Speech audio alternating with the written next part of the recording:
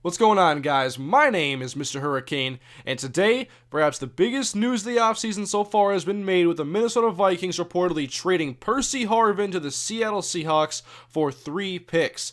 Now, this trade will not become official until tomorrow when the new league year begins at 4 p.m. Eastern, which is also when free agents can start signing. So, free agency begins tomorrow, but here's a little appetizer as the Vikings have dealt one of the league's best playmakers and maybe the most versatile player to Seattle, and he's going to go and team up with guys like Russell Wilson and Sidney Rice, his ex-Vikings teammate, as the Seahawks look to be one of the front-runners now for the NFC, on paper at least, going into next year. They're an impressive team, a lot of young talent, and they were already a great team without Percy, and you add him in there, and now they have that speed element in the passing game. He can be a field stretcher, he can work the slot, he can play running back if Lynch needs to have a breather, because Percy, like I said, he's versatile. He came in and played running back sometimes, he can play slot, he can play outside. The Vikings mainly use him as a slot receiver and a guy that would catch screen passes, and they focused the play calling around Percy Harvin when he was healthy this year. Now, to get Percy Harvin, the reports are that the Seahawks have had to trade their this year's first-round pick and 7th-round pick,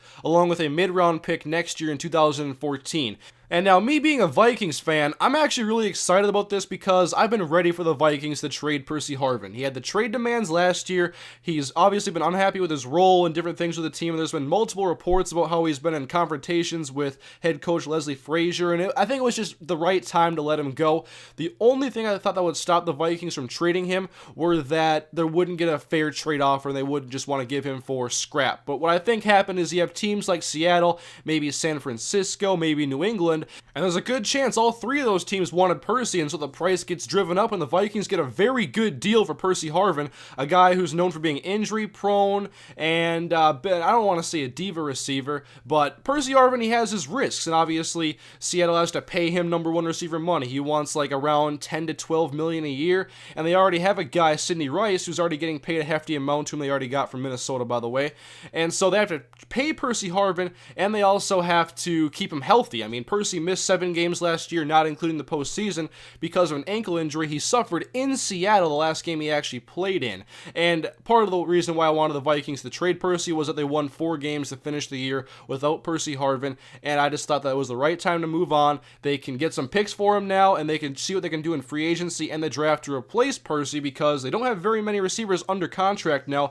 After tomorrow, they're going to have Steven Burton, Jarius Wright, and Chris Summers, who was a practice squad guy last year. So the Vikings are going to be busy in the draft and free agency to replace Percy Harvin and to completely retool this passing game. And so if Percy is healthy and can contribute for the Seahawks, I think it's a win-win deal for both teams, but there's also the risks that come with Percy Harvin, and we'll see how it pays off for Seattle. The Vikings do play Seattle on the road again this year. Obviously, their opponents are already released, and the Vikings will play against Percy Harvin, and perhaps tomorrow the trade will become official. So let me know, guys, in the comment section, what do you think about Percy Harvin going to Seattle?